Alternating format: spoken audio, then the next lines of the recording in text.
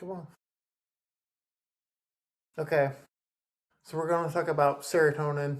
Serotonin is kind of an underrated, unknown role, maybe even through pregnancy. People often know about serotonin later in life as a neuromodulator for being responsible for things like mood and appreciating and liking what you have type of things like that. But it does a lot more. It does, especially in this time frame here, through the different trimesters and through. We'll basically get up to the critical period here, but we'll start with neuralation because we'll have to because we're developing the living organism.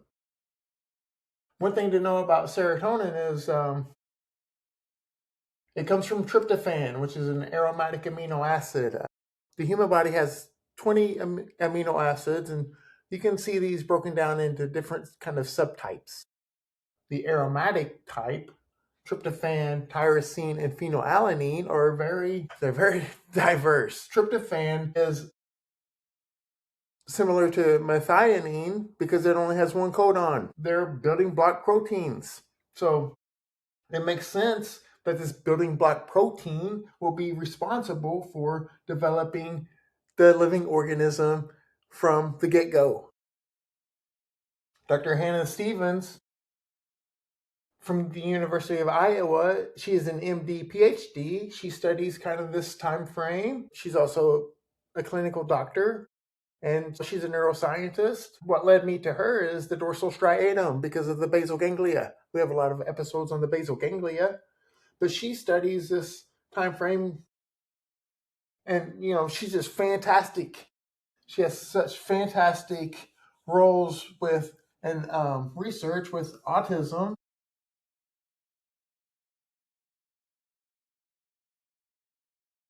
So basically, what we're going to mainly talk about is developing the sensory map. That's our end goal. We're going to talk about the somatosensory cortex, which is right about here, the visual cortex, and then audition, the auditory cortex. V1 and A1 are not as dominant here with the serotonin's role as S1 map. But let's get there. The first trimester, remember the episodes about neuralation. Just real quick here. Also about tryptophan is there's two different distinct pathways of tryptophan. And at this time frame, that's not so much the case because the fetus has nothing. It's just helping develop. So synthesizes tryptophan in the peripheral and enteric nervous system. Tryptophan hydroxylase 1. Remember, anytime you hear ACE or CASE, ASC, it's an enzyme. Then the brain is TPH2. These don't cross over in the developing organism. But at this time, now this is kind of drawn out and developed, but we're in the first trimester here, before neuralation and everything. Serotonin and tryptophan's role here is just kind of providing neurogenesis and later on a little bit of synaptogenesis. Because remember the neuralation. Remember we have neuroepithelial cells. There's 4 of them that make the central nervous system. And that's what we're going to have to talk about here. But we're going to get there. Remember the 4 neuroepithelial cells. Mesencephalon,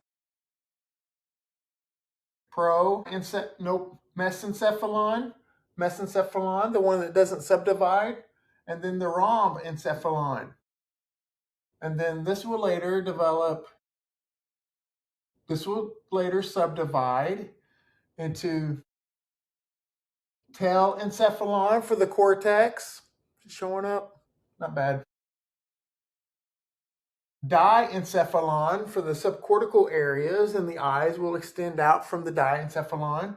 The mesencephalon here, the midbrain, remember we have a lot of episodes about the mesencephalon because it doesn't subdivide. And it has three main roles that it's trying to achieve. One is sensory integration, two is motor movements, and three is kind of orienting the attention of the living organism to the outside world. So that is why the mesencephalon is very fascinating to me, because all three of those are autism. And then the rhomencephalon subdivides into the met and the myencephalon. So things like the pons, cerebellum, and then the myencephalon for the medulla, and then the spine. Why this is going to be important here is because where serotonin is later made in the brain, remember, because it doesn't cross over, it's going to be important here, right here, with the brain stem. But we have to first develop it. Let's see, what else is important here? We've talked about things like Sonic Hedgehog and P10, and then this phosphorus.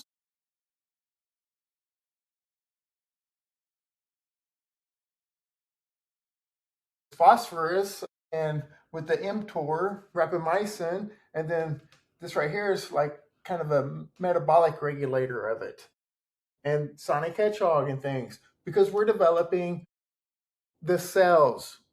There's massive amounts of cells dividing here, and they're just exponential. There's so many cells happening. Serotonin is kind of regulating that. So we're getting to neuralation here. Not much is happening here as far as developing the organs and so forth, the tissues of the brain, the central nervous system. But okay, so yeah, the fetus here, let's just touch on this real fast, because I think we'll just draw this out about the sources of the serotonin. The first trimester, this neuralation, obviously there's nothing there that the baby can make, the fetus can make. So it gets all of it from the maternal TPH1, the peripheral and her enteric. People would be maybe shocked to know that 95% or so of our serotonin is in the gut. So the gut serotonin, tryptophan of the maternal here is vastly important, because now she has to supply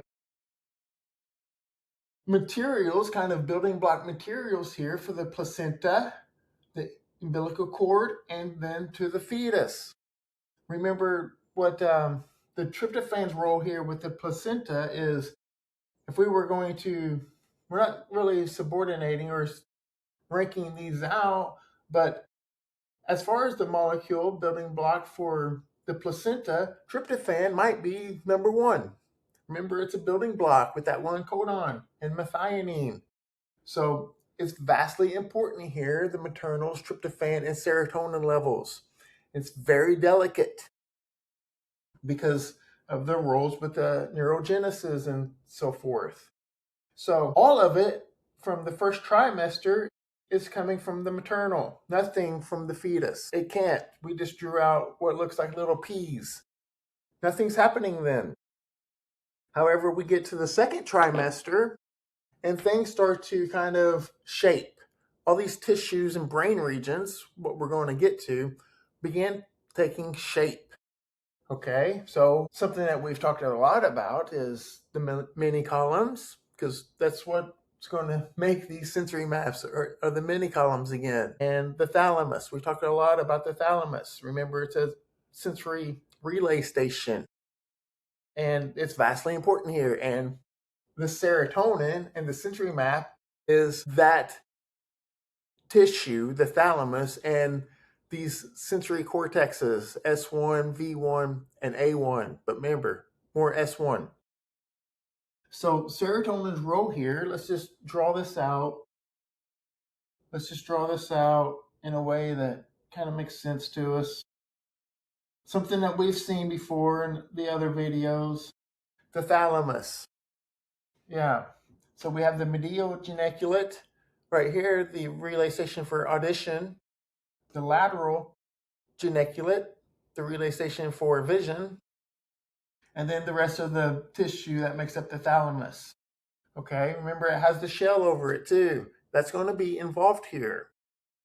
But we're going to kind of go before that shell, somewhat. So let's just think about this as the thalamus. This is the view from like overhead and from the back, because these are in the posterior and inferior parts. Remember, the midbrain is just below here. And these things can just reach out and high five each other because of they're organizing for fast, first order sensory processing. That's the whole thing we're talking about. So the second trimester and so forth, these things begin taking shape. They're being structured. And serotonin here is kind of regulating the building block of this. So the fetus will begin supplying its own, remember, because all of the cell dividing, and we've now mapped out the central nervous system with that neuralation. So the second trimester, the fetus begins to making its own, and it's kind of helping regulate the nutrients and so forth, the physiology of the umbilical cord, and then the placenta. If I didn't mention, I don't remember if I did or not, but remember the episode with Dr. Eric Weiss. He's a surgeon, I believe an orthopedic surgeon, and he's now shifting his role as an MD to more stem cell research and umbilical cord stem cells to treat autism. And he did it on his son, Marston. You can see their story. I'm not pushing it, but he happened to kind of naturally get into the stem cell research because of he went to Duke School of Medicine, and they do some of that stuff there. And at his residencies, he met other doctors and research programs that do this for other conditions. He's like, well, why not do it for autism? He done it with his son, Marston. You can see their story. But anyway, the second trimester, the fetus in orange begins to make more. Maternals is still going to be pretty high though, but not as much. It's not as required.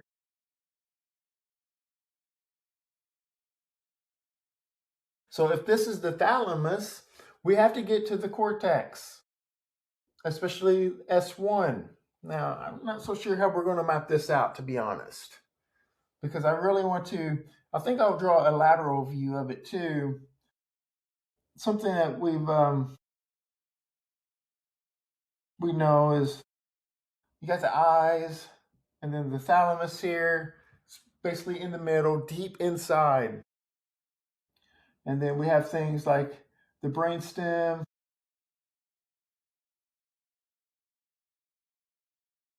cerebellum, then the occipital, up to the parietal, the sensory motor area, which is where we're going to spend a lot of time, getting up into the prefrontal cortex, and then just to make sense of where we are, the temporal lobe,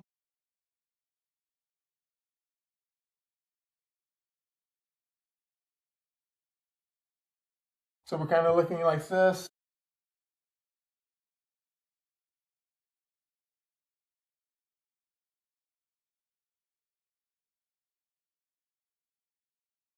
Okay, and then if we just want to kind of make sense of the S1 area and also M1, because we're going to kind of map out the homunculus.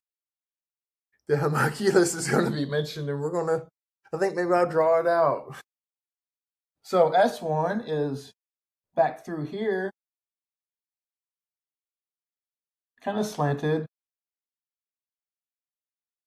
So somatosensory 1 is like right there.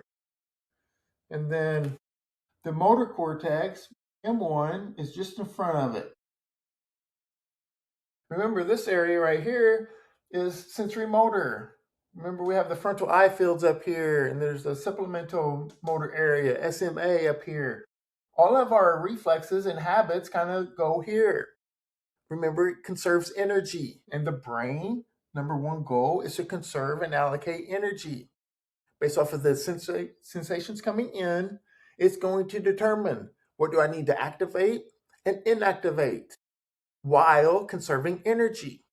That's why habits are so powerful. So at this second trimester,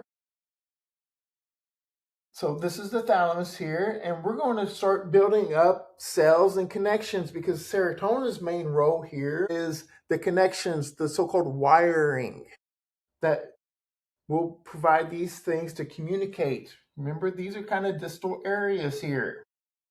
So these distal connections, things like white matter tracts and so forth, are important. Remember the mini columns too. So let's just draw out some of the mini columns because we're going to talk about the differences between a properly structured mini column and remember the neural field. So let's just get into this.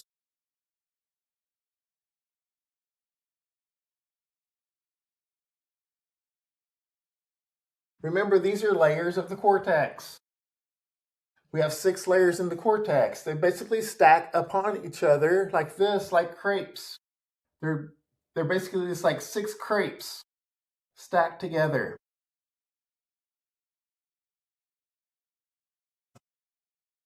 We're going to talk about 2 that we've already talked a lot about. So this is good that we have this background information and videos about this.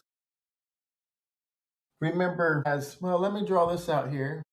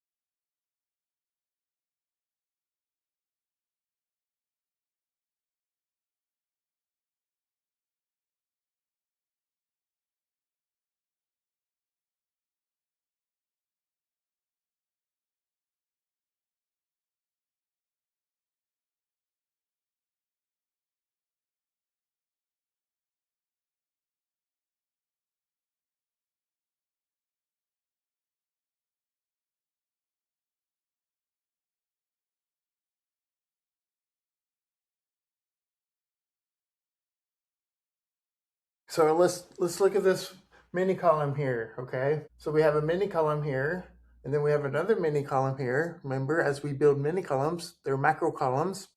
Then we have this space in between, not Dave Matthews, but this kind of space in between here is called neurofield. Okay, remember, with the autistic phenotype, these are smaller, roughly 40, 50, 60 microns, versus a typical, which is 80 to 90, 100 microns or so. So the difference of a thickness of the sheet of paper is about 90 to 100 microns. The autistic phenotypes is half a thickness of a sheet of paper. We're going to get to why serotonin is important for this creation and some of the regions of the thalamus. But first, to recap, we've already talked about it probably a lot, is connections come from the thalamus and enter layer 4. This is called thalamo-cortex.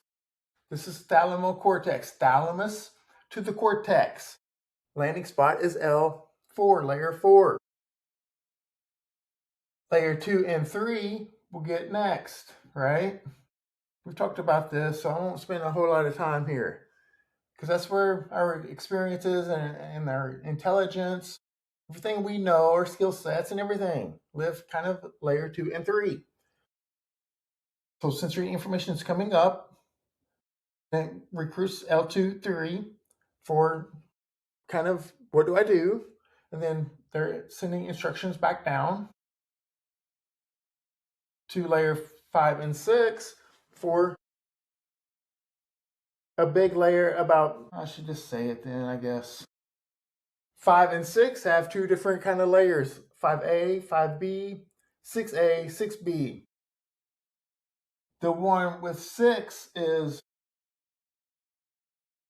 speaking back down to the thalamus, so cortico-thalamic, right? We've talked about this, but I think we're going to have to map this out so that we know. Remember, below 6 is a bunch of white matter tracks. Okay, so the second trimester and beyond, serotonin is kind of providing wire diagrams because these connections must communicate. And the way that they communicate are things like axons and these so-called connections and so forth. So what is happening at this second trimester, because there's not a lot of sensory input for the child and so forth, it's just kind of building these structures here, just putting them in the right place. Remember the differences between proliferation, differentiation, and migration. So the second trimester here is a lot of neurogenesis and then migration. Serotonin is responsible for the areas of the thalamus and this S1, the relay stations, like for sensory, V1 back here, A1 up here. So it's very important that these things are being built. It's almost like, I like St. Peter's Basilica. I won't rant, but I like St. Peter's Basilica, and serotonin here is like Michelangelo or Bernini. It's like the architecture. It's determining what goes where. So whenever this is kind of abnormal, things start to become complicated already. And this is challenging. This is because we're going to talk a lot about the sensory overload and just it's chaotic and so forth. There's a thing called diffusion. And at this time point right here, whenever these things are being built and these connections are being made, as we're heading especially into the third trimester, there's a little crossover here about how much the sources are from where. So the child will start to kind of supply its own because it's getting bigger and bigger. What we're doing here is building this foundation to get us towards perinatal birth and the critical period. There's a lot of sensory integration and processing, a lot of physical phenomena just smothering these sensory processes. So at this point, though, there's a thing called diffusion and then refinement. Serotonin kind of is modulating this. So we can do this on the seesaw because that's a good thing. It's always good to see things like this. So diffusion, refinement. When serotonin is off, either high or low. At this point, because of this TPH1, TPH2 type thing, and remember the living organism, the fetus, is developing its own. So we've definitely developed the central nervous system now. Serotonin for the brain is made in right here in the brainstem, the mesencephalon, and down into kind of the pons area, mostly the posterior side of the mesencephalon. Remember, we drew this out. We kind of drew this out. The mesencephalon, if we would just splice the brainstem and kind of look at the top of it, because that's how you have to look at the brainstem and spine, we have this para-aqueductal gray that is kind of like right here. And then serotonin So we can move vertically, or if we're just looking at it overhead, it's basically like right through here. And then it will just come up and just sprinkle the brain, essentially. There's a lot of connections. Serotonin has a lot of receptors versus the other neuromodulators. We haven't quite crossed over into the neuromodulator yet. So it's still a building block. So the third trimester and then like perinatal, there's a big shift here because of growth is one, and being able to prepare the living organism, the child, to receive the actual physical phenomena of sensation, perception.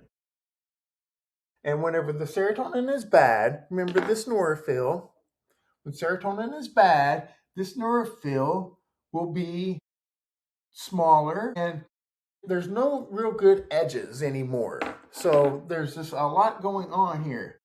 Serotonin's role here is to determine what is important versus what is not, what stays versus what is pruned out. So these connections, remember, we extracted a specific cell when we talked about OCD and the basal ganglia. A specific cell here, if we just draw out a specific cell, however we want it to look like, it's not that important here. But then if we zoom in, let's just zoom into here, and we have these spines here. Every time this spine receives a connection, it will mean essentially the same thing. This spine right here doesn't receive different connections with different meanings. So whenever these things are not pruned, there's a lot of confusion. There's a lot of mismatched and a lack of direction, a lack of kind of clear-cut structure here of how to process sensations. And that is diffusion. Diffusion doesn't have clear edges with these mini columns, which is why the neurophil is smaller. Serotonin here has to stamp, has to say, cut these connections out.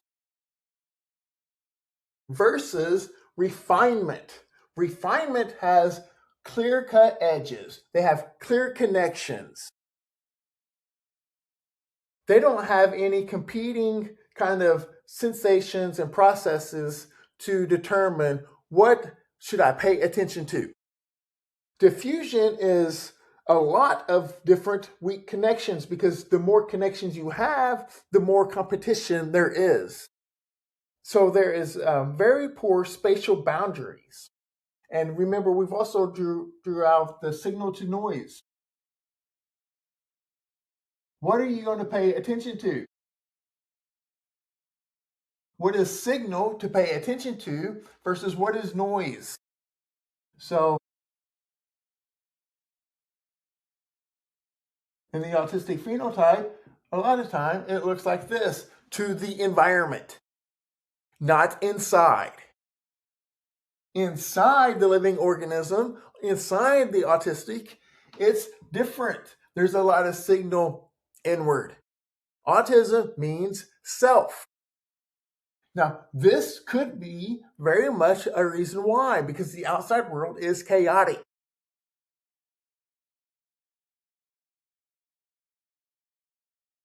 So whenever you think about the sensory processing, just to finish up, so we have the S1, we don't need little guy anymore. So we have S1, somatosensory, which is processed here, this connection right here. These mini columns are essentially, they're pretty plug and play, if you will, except for there's a little bit of different changes, especially with layer 4 with the mini columns. So this one for S1 or the V1, the A1, which is up here but laterally, very lateral, and then visual cortex back through here, obviously in the occipital lobe.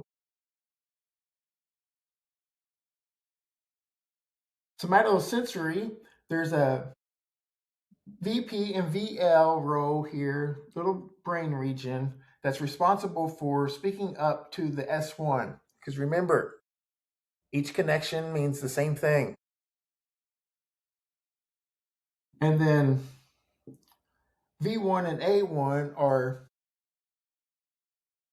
serotonin here is involved in here very much with kind of mapping out this diagram, but not as much as S1. So this is huge here. So if we look at S1 and we look at the so-called homunculus, you probably have seen it.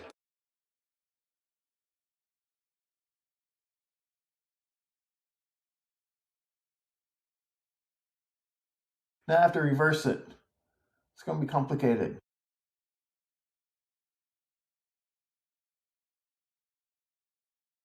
It's not bad. It's not bad. So if we just splice this out, and then just looked at it like this, and you can see these all over the internet. They're actually not bad. And then for the sensory motor area here, you can see it like side by side. So S1, what color we got? Blue. And then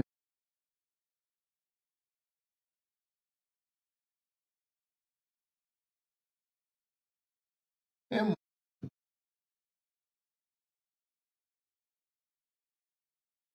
S1 will receive the information about the sensation, place, space and time, spatial awareness, and things like that.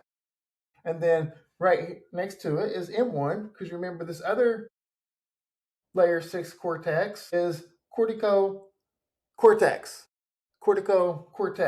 So it's speaking across the cortex. We receive information about the environment, the space, and then we can have these motor movements right here. So M1 will help modulate and control motor movements. Each one of these sections, this is what I'm getting to, each one of these sections right here is responsible for different areas of the body. Same for the somatosensory. You can see great pictures of these. These are just basic pictures here. So whenever the sensory map is abnormal and there are many different connections and so forth, the autistic phenotype will receive a lot of information here and not know what to do with it. It cannot determine signal to noise because there's no refinement. Remember, refinement is like manicured yard. People love doing yard work. Refinement is like that. They have nice edges on their bushes and nice landscaping and so forth. Diffusion is like ivy. If you've ever had ivy, it just grows massively and it's just everywhere. That's diffusion.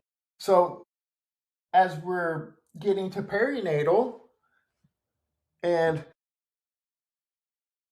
birth, obviously there's nothing from the maternal anymore because they are separated.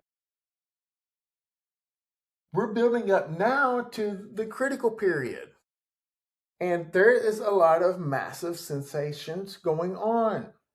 So a fascinating question about autism is, of course, how it's built, but is there something to do with the critical period that makes it just a learned kind of characteristic, a learned phenotype, a learned trait to stay inward at this moment? Is there something to do with early intervention before the critical period? And that's why I talk about the things like the UCLA paper on the salience network. The salience network is how do you modulate your attention? And that's why that paper from 2024, UCLA, that found abnormal connections with the autistic phenotype at 6 weeks old ought to be followed up on. There's nothing ever comes out of it. And it's irritating because what if you could catch autism with that altered connection, remember the salience network has the insula, which is right in here, very lateral, and then the anterior cingulate cortex, which is part of the medial prefrontal cortex. It's medial, so it's not as lateral. But these are the major hubs for the salience network.